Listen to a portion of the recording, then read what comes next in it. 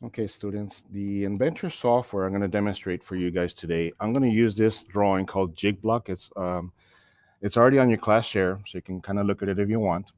But nonetheless, we're going to build this Jig Block on Inventor. So, as far as Inventor, when you start the software, it looks like this.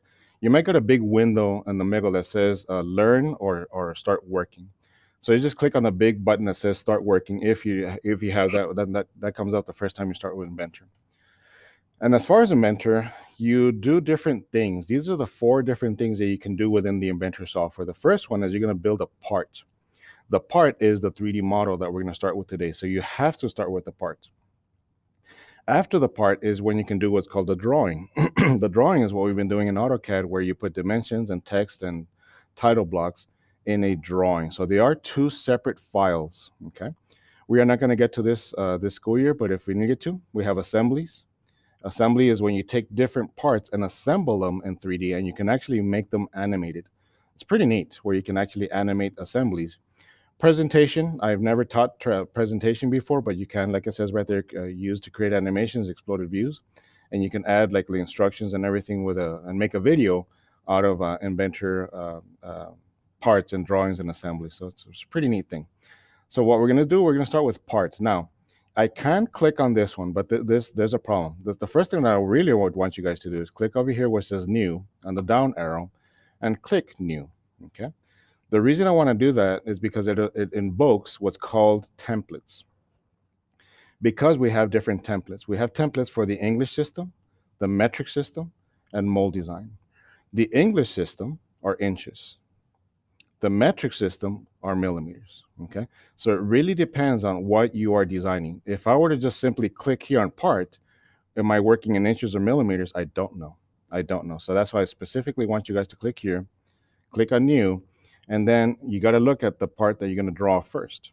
So the first drawing we're going to do is this one called Jig Block. I will tell you this one pretty much is in inches, just like we've done everything in AutoCAD. So because of the fact that this was in inches, we need to go back to the English system, not metric. Metric is millimeters. So in this case, we're going to go to English, and we're going to start with just a standard inch IPT file. So these are our templates for parts. Whenever we get to do a drawing, we're going to be using the IDW, and then that'll be the drawing we're going to be creating a little bit later. Okay. Assemblies will be these IAM files. But right now, we're going to start with a standard, and then it's going to create a .ipt file versus AutoCAD, which is a .dwg. So we're going to start with an IPT, which is the Inventor part file. Select that one, create. It takes a while to load because it is loading a lot more data than it does on a regular AutoCAD drawing.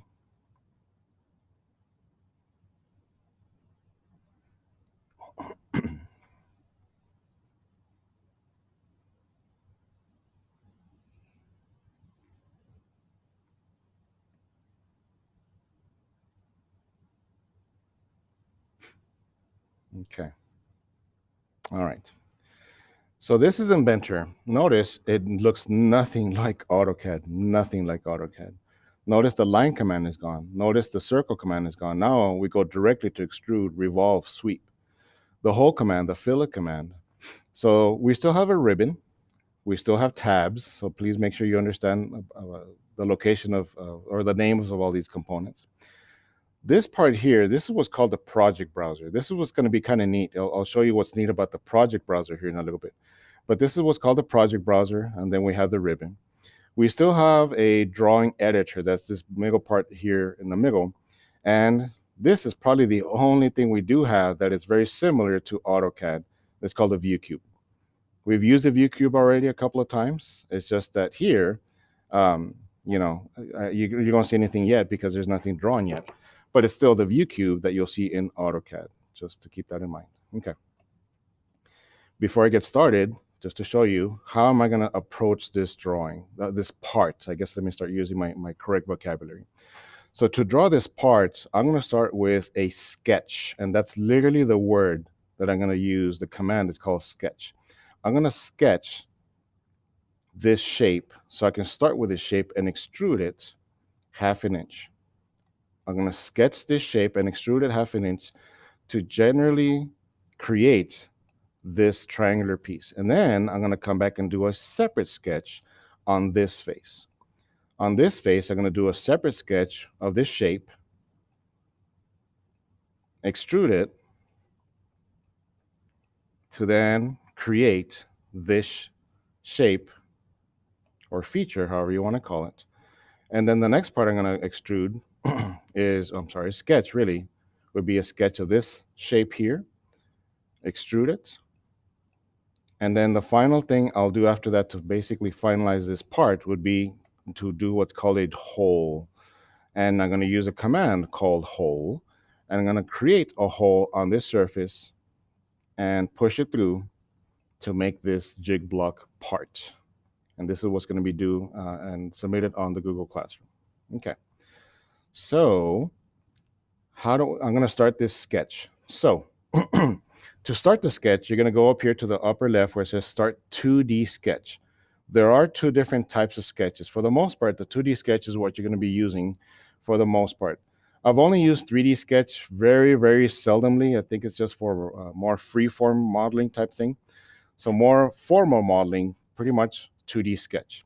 Once I click on 2D sketch, it's going to bring up these weird looking faces, I guess we can call them. It's actually geometric planes. So the first thing it's asking me, on which geometric plane do we want to start our sketch? X and Y, on the YXZ, on the YZ plane. So you really pick whichever one you want. I'm just going to go ahead and pick this one, the X and Y plane, because it kind of lines itself up with the front. It really doesn't matter which one you pick, to be honest with you. But I'm just going to start X and Y. Click. So once I do that, notice that now I get my line command, my circle command. All of this comes back because I need to start creating my sketch. Now that's a key word here is I'm going to start with a sketch. And when you start working with a sketch, you use the middle wheel and it does work backwards. And I'll show you how that works a little bit. And it's very delicate, the wheel, so be careful. Don't go, messing with the wheel too much because you can lose yourself, kind of like what I did right now.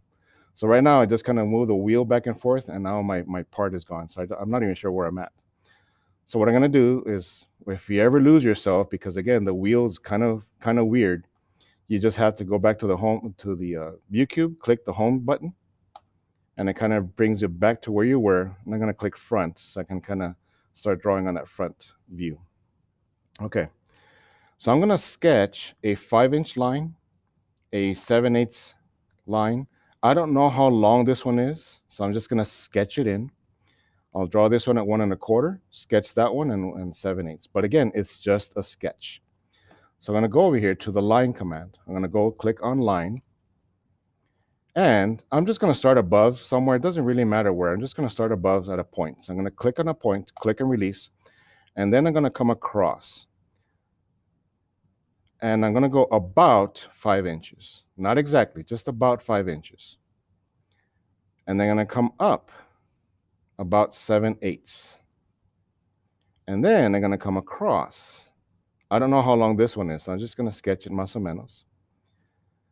Notice when I'm drawing, notice that there's a little weird little symbol. Let me see if I can try to highlight it as I do the video. Kind of right in here in the middle, más o menos.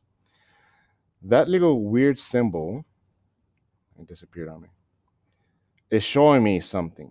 So we need to kind of pay attention to that little symbol. And I thought I was going to try to be able to show it to you, but it didn't show up.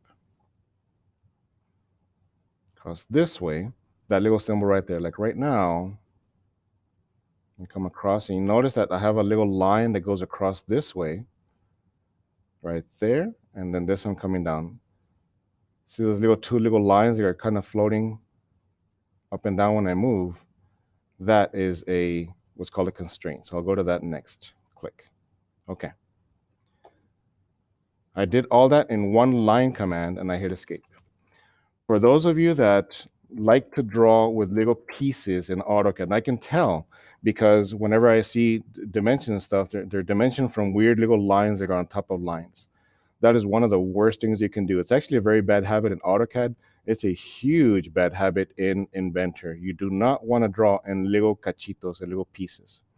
You also don't want to draw one line and then hit escape, and then come back and draw another line and hit escape, and then, oh, wait, let me come back and do this. No, you don't want to do that in Inventor.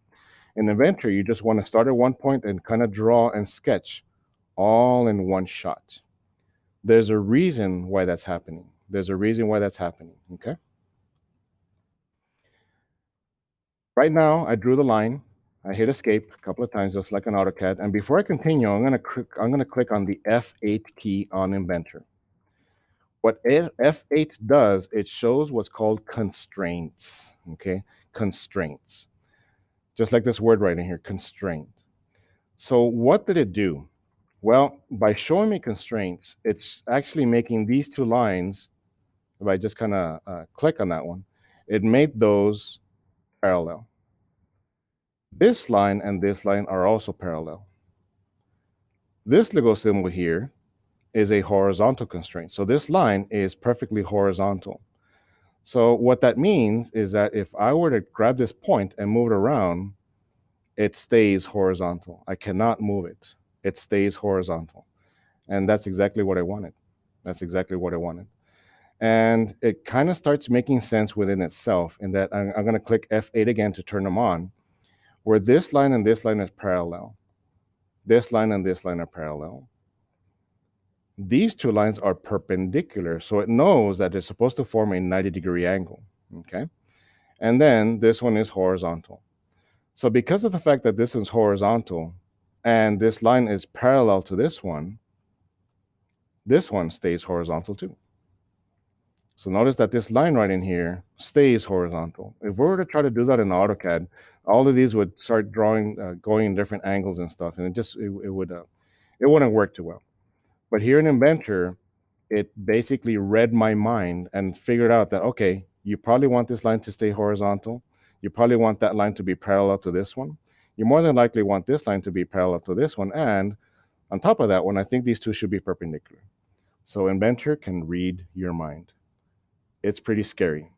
Inventor knows what you did on Saturday.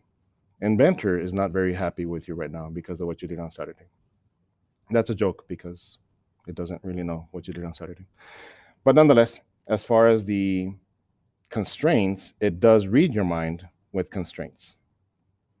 Okay? So that's the first thing we need to understand as far as constraints. Okay? Now, before I continue, I need to start now applying some constraints to then get it to the right size, the right location, the right angles, and all that stuff. So I'm going to now apply some additional constraints on my own. So I'm going to go through here and start adding some constraints. Now, there are different types of constraints. We have these constraints. These are called geometric constraints. So we're going to go in here and constrain it with additional geometry. And we have the different constraints. For example, we have the parallel constraint that we talked about a little while ago, the perpendicular constraint. We have the horizontal constraint, the vertical constraint, tangent. I'm not even sure what these are. I've never used these before. I think this is the smooth and the equal. I'm sorry, the smooth and the symmetric constraint. I've never used these two before, honestly. But I'll show you the ones that I use. And if you ever find a use for any of these, please let me know because I've never used them. And then the equal constraint, okay? So the first thing you want to do is you want to apply the most geometric constraints first and then dimensions. We will have to apply dimensions, but the only dimensions we're going to need are literally just these. These are the only dimensions. And on that one sketch I'm about to show you that I'm working on, really the only dimensions I'm going to need is the 7/8 dimension, the 5-inch dimension, the 1 7/8, 1 1/4, 2 3/4. Those are technically the only dimensions I will need. Those are the only dimensions I will need, okay? Let me study this really fast before I continue. Yeah, those are the only dimensions I will need. Okay. All right. So the first thing, like I said, is what's called our geometric constraints. And the first geometric constraint you always start with, ladies and gentlemen, is the coincident constraint. The coincident constraint is always the first one you start with. So what I'm going to do is I'm going to click on the coincident constraint, and it's kind of like what I want to do, technically speaking, is I want to constrain this object right to the center of it. It's almost like if I want the X and Y to be right at the center of the entire object. Basically like my zero coordinate, if you want to call it X and Y 0. That's where I want to start with.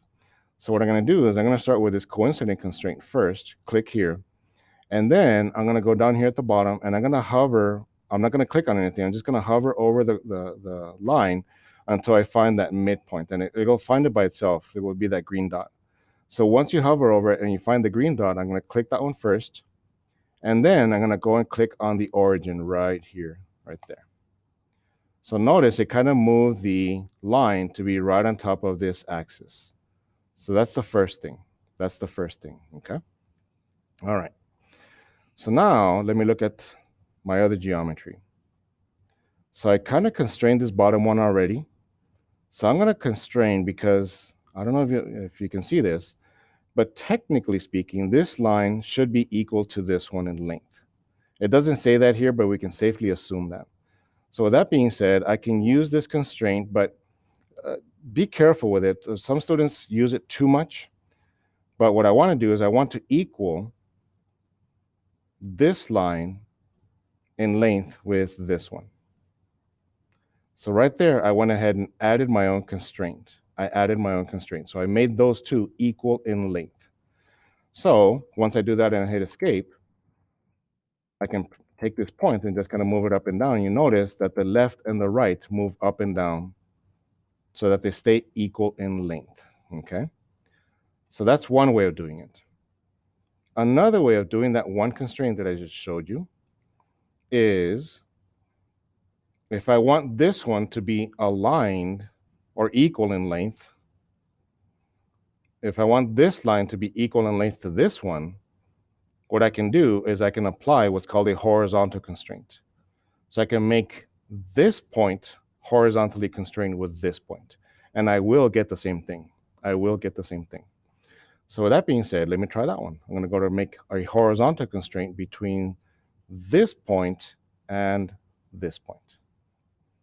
Okay, and by doing that, notice I'm going to hit escape because I can stop constraining. Notice that I really get the same effect. I move this one up and down. So it's really the same thing as making this one equal with this one. And I made those two horizontal right across from here, okay? In looking at the object, I think I can safely assume, because this says 2.5, the whole object is 5, I can safely assume this is kind of the midpoint, the middle of it. So here what I'm going to do is I'm going to take this line and somehow make it so that it stays kind of the middle, gets aligned.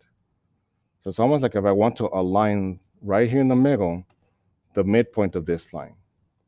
So to align those two, I'm going to use from this point to my origin, I'm going to use what's called a vertical constraint.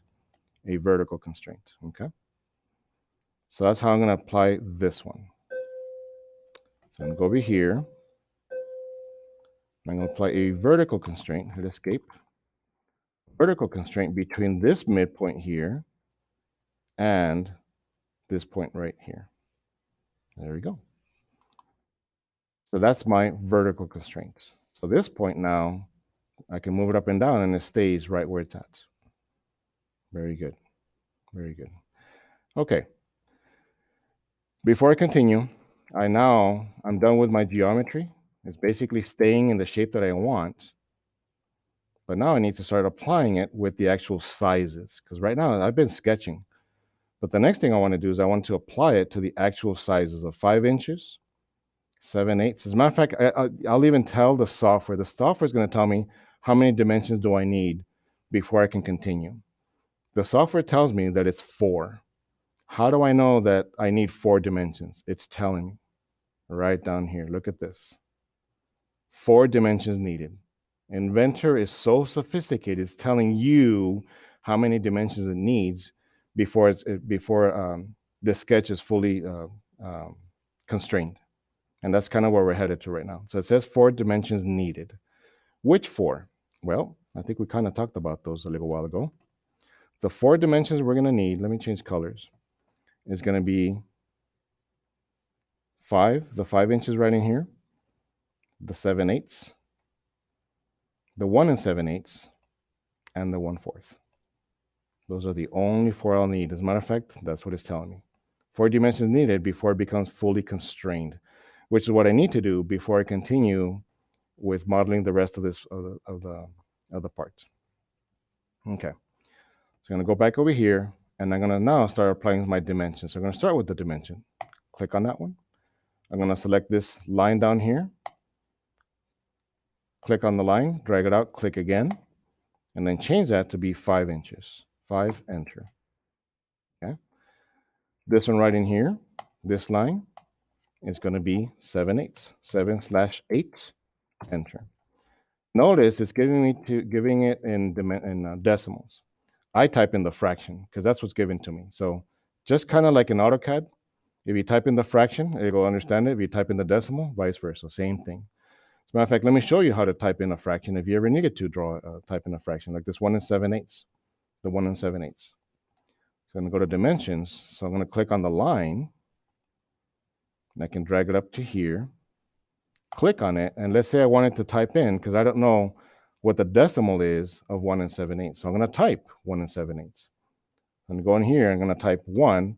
Now this is what's different than in AutoCAD. I'm going to put 1 space 7/8. 1 space 7/8 for 1 7/8. It will then convert it to a decimal. Do not put the dash. I'll explain why that happens in the next few steps. 1 space 7/8. No dash. Check. And then 1 1/4 for the top. Okay. Wow, look at that. Let me see. What does this say? It says adding this dimension will over-constrain the sketch. So it kind of knows that it's supposed to be 1 1/4 already. Interesting. I'm guessing it's because of the fact that this is 5, 1 7/8. Since this is symmetrically, vertically constrained here, it already knows it's supposed to be 1 1/4. So if I were to just accept it, it'll put it in there. But there's a reason why it puts it in parentheses. The reason that is because all of these other ones, I can still go back and edit them if I wanted to. If I double click on them, I can go back and edit them if they were wrong. So this one I cannot. I can't because it geometrically calculated the length of that one. Very good. So still one dimension needed. The dimension I need is now the overall height from the top to the bottom of 2 3/4. 2 3/4 from the top to the bottom. So I'm going to go to dimension from the very top to the very bottom. Now, if I select this line, because I want to put a dimension between these two lines, if I select the line, it'll want to put a dimension there, but that's not really what I want. So what I'm going to do is I'm going to select the other line, and then it'll give me the dimension between the two. Okay, that's one way. Or another thing I could have done is I could have put a dimension between this point and this point. And there, simply place the dimension of 2 3/4 of an inch. Okay. You are not going to continue until you get two things. You have to see this saying fully constrained. If this is not fully constrained, ladies and gentlemen, you need to stop immediately. You did something wrong. Stop. And I'm raising my voice on purpose because this is a very, very important component. If it does not say fully constrained, stop what you're doing and figure out why it is not fully constrained. All right, very good. It is fully constrained, so I'm good. What would make it not fully constrained? If I was missing a dimension. If I was missing a dimension, like this one, notice now it says 1 dimension needed, okay? Or if I was missing a constraint somewhere, like maybe these two weren't perpendicular or something, that will then also take that off and change it to something different, okay? But we do need to say fully constrained. We're good. Finish sketch. Oh, and just to show you, F8, the F8 key will show me the constraints that I applied or the ones that it figured out on its own. Is the F8 key, of course, after you hit escape a couple of times. To turn them off, it's F9. F8 to show the constraints, F9 to turn them off. Fully constrained, I can now finish my sketch. So I'm going to click Finish Sketch. Okay. All right. So now that I have a fully constrained sketch, I am going to extrude. So I'm going to click on extrude. And by clicking on the extrude, it's going to bring up this dialog box. And it's telling me already all kinds of information. It's wanting to extrude, and it's asking me, what's the distance you want to extrude? Well, I'm trying to extrude this thickness right in here, which is 1/2 inch. So I'm going to go ahead and change this right here where it says distance 1 inch. I'm going to change that to 1/2 inch or 0.5, same thing. Okay. The other things are in which direction is it extruding, the default direction, or if you want it to go to a different direction. You can make it a symmetric extrusion from the halfway point, the total distance, or an asymmetric extrusion, which is one distance and a different distance. That's asymmetric. Symmetric is basically half of whatever the full distance you're putting in. The default one will work for us. Hit OK. Okay, very good. So just like in AutoCAD, you press and hold the middle wheel and the shift key, and you can revolve it around. You can also zoom in and out. Once again, be careful. That's really, really squirrely. The little middle wheel, you notice it's really squirrely. So you can very easily all of a sudden lose the part. Like, oh, mister, I don't know where it went. And it'll happen so many times when you first start this. Don't worry. To find it again, just hit the little home key. And it'll bring it right back. Okay. So if you lose yourself somewhere, it's going to happen because you guys go crazy with that mouse sometimes. You're like, oh, mister, just hit the home key and it'll bring it right back. Okay. The next part I'm going to draw is I'm going to sketch this one right in here. Okay. And I'm going to sketch it 2.5, about 1/2 inch, about 3/4, one, and kind of just draw this one right in here. But I'm going to draw another sketch. I'm going to go here, start 2D sketch. And now it's asking me, instead of asking me on which geometric plane, it's asking me now to select a plane. On what face do I want to create the sketch? Do I want to create it on this face, where? It's going to be this one. So I'm going to select that surface. And once I do that, notice it kind of creates the origin. It kind of draws my my axis points, and I can start drawing the line that I need. So I'm going to start drawing this one at 2.5, 1/2 inch, and then just kind of sketch the rest. Apply geometry and dimensions. Line. In this case, I'm just going to simply draw right on top of this other line because I really do need that other line. So I'm going to click on this point right in here, come across about 2.5 inches. Actually, take that back. Do I need to draw that line? I don't think I do, actually. Let's try this. I haven't used Inventor in a while, so I'm going to try this without drawing this line. I don't think I need to trace that line. So I'm just going to go ahead and draw the other ones going this way. It's about 1/2 inch. Up this way, right here. Like that, and like that. Okay. Hit escape. All right, so let me check my geometry. Okay, so I need this one to be aligned with this one. So in this case, I'm going to make these two equal. I'm going to make this line equal with this one. And then I think what I'm going to do is I'm going to vertically align this middle one right here vertically with this one right there. Okay. So how do I keep these from doing that? How can I keep these the same? Okay. I think what I can do is I can make these two equal. This one equal with this one. Very good. By doing that, it's kind of like the halfway point. Okay. So I think I'm done with my geometric constraints. I added 2 equals. Now I'm going to add my geometry. It says 4 dimensions. I'm going to guess it's going to be the 1, the 3/4, the 1/2, and the 2.5. 1, 3/4, 1/2, and 2.5. I can almost guarantee. Be willing to bet all the money that's in your pocket right now that that's going to be the case. So it's going to be a 1. This is 3/4.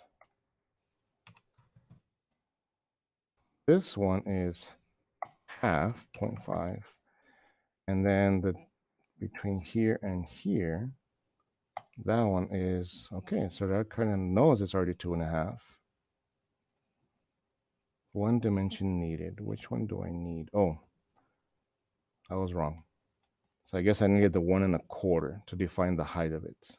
The 1.25. So the one from here to here is the one that I'm going to be missing. 1 and space quarter. Fully constrained. Very good. I think I'm going to need this line, but I guess we'll find out right now. Fully constrained. Now I can continue. Finish sketch. So now I'm going to go ahead and extrude. No, I guess I don't need that line. Very good. I found it. Now this is where it's kind of neat, because another way Inventor is neat, because what is this distance from here to here? What is that distance? I don't know. The distance I know is from the very back to here of 1 3/4. The problem is I drew this sketch on this surface. I drew the sketch on this surface. So the thing is, I need to calculate this distance right here, and that's supposed to be a question mark, okay? I need to calculate that distance. Inventor is so awesome. It does math for you. The math I need to calculate is 1 3/4 minus 1/2 inch. You can probably do that in your head, but let me just show you how Inventor can do that for you. 1 3/4 minus 1/2 inch, because again, I need this distance here. So I'm going to have it calculated for me. 1 3/4 minus 1/2 inch. So the extrusion distance here is going to be 1 space 3/4 minus 1/2 inch. Inventor is so freaking awesome. It does the math for you. And once again, I'm going to move this a little bit bigger. I just simply typed in the formula. 1 3/4 minus 1/2 inch. Okay. In some cases, these formulas get pretty sophisticated where you might have to do parentheses. Why would I do parentheses? Well, the last time I checked in math class, parentheses has to do with the order of operations. So in some cases, you put parentheses so I can do the math inside the parentheses first, just like a big mathematical formula. And that will come up in some cases once you get more sophisticated Inventor parts. I put them in right now, so it really does the same thing. If I take them off, same thing. 1 3/4 minus 1/2 inch. Check. Inventor does math for you. So, so awesome. One other sketch, one drill hole, and we're done. Okay. So the next sketch I'm going to draw is this sketch here on this surface. It's going to be 9/16, and that's actually the only line the only dimension I'm going to need, because I'm going to start at this point and this point. So I should only need one dimension. That's pretty easy. Let's find out if that's true. So I'm going to go over here, start 2D sketch on this face. I'm going to come over here, draw myself a line from this point. Again, that's because that's what this says here. It's really from that corner right in there, in this corner. So I'm just going to go and draw a line from this corner here this way, across this way, about there, and right there. Hit escape. One dimension needed according to Inventor, so I was right. Dimension, this line, that line needs to be 9/16. Enter. Fully constrained, you can now continue. Finish sketch. Extrude that shape. If it doesn't find it, sometimes you have to go click inside the shape to get it to extrude. That one, let's see. It looks like it aligns itself with this edge, so it's actually going to be the same size. 1 3/4 minus 1/2. So it even found and it kept that same formula. Wow, look at that. Yeah, Inventor reads minds. It's pretty scary. Okay. The drill hole. 1/2 inch drill, 5/8 from the edge, and it looks like it's going to be right in the middle, right in the middle. So it's 5/8 from the edge, 1/2 inch drill. Okay. So in this case, what I'm going to do I'm going to use now a hole command. Could I have created a sketch on this surface, drawn a circle, and cut it out with an extrusion, a cut extrusion? I could, but I'm going to show you now what's called a hole command. So the hole command, what I'm going to do, because of the fact that it's a hole, I'm going to select on the hole command. The hole command has all these other features that you can add to it if you wanted to. You can add threads, where it puts in the actual threads with a specification, counterbores, countersinks, all kinds of other things. Okay. So I'm just going to go to a simple thread. The first thing it's asking me, okay, this is different. So bear with me. So that's the hole input geometry. So add hole points or select. Okay, so here's the hole. So I'm going to select this surface. I want to put the hole on this surface. And then it's asking me for the diameter. The diameter is 1/2 inch, but notice it's not in the right place. It's kind of off to the side. So how do we get it where it's actually at the right location? Well, it says 2.5 inches from the edge and 5/8 from this surface. So I think that's where I go over here to where it says input geometry, positions. Wow, this is way different. So I'm just kind of guessing through this. Okay, input geometry. I need to add an edge. So I'm going to go and select this edge. Okay, very good. 5/8. And then 5/8. I'm going to go now from the very corner 2.5 inches. So on this very corner, I'm going to select, let's see if it lets me select it. I guess I'll have to select this edge right here. So it's basically saying from there, it's going to be 2.5 inches. Okay. Now here's another problem. Notice the drill hole, I do not need it to go all the way through. I just need it to stop through here. So 2 ways I can do this. I can actually just simply change, because right now it's going through the whole thing, and that's where it says the termination. So we already selected our input geometry, the type of hole, the termination. Right now, the termination is saying through all, and it literally going through everything, and that's not what I want. It's drilling hole all the way through, and I don't want that. So what I could do is I can go and select the distance and type in this distance, or I can also go over here and say to. It started from this surface to which surface? Up to this surface. Hit OK.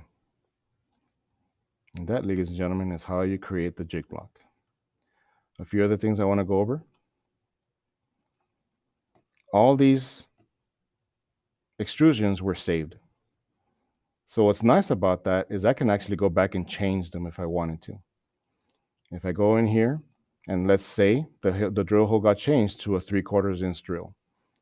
Since it got saved, and this is saved with the part file, because once I go in here and save as the way you should have done to begin with, which I didn't do, but please do that for yourself.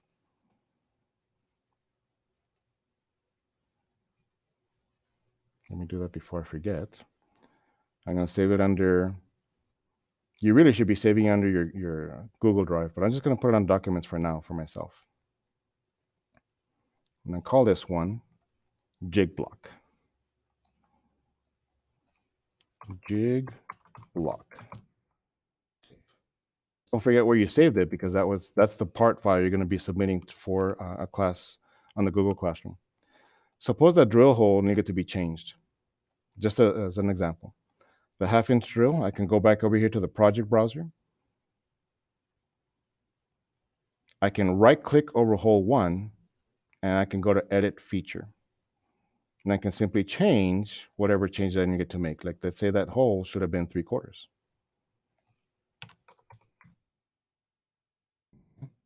Suppose this bottom distance was 5 inches, it should have been 6. How can I change that? What I could do is I can go to that extrusion, wherever that extrusion was. Looks like it was extrusion 1. If I hit the little plus, it goes back to that original sketch I created. I can right click on the sketch, edit the sketch, and simply change the 5 over to a 6.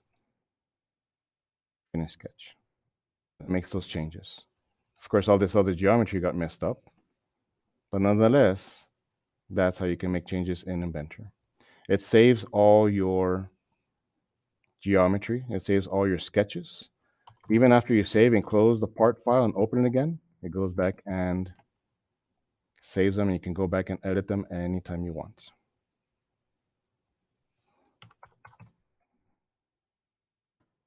I hope you enjoyed your video.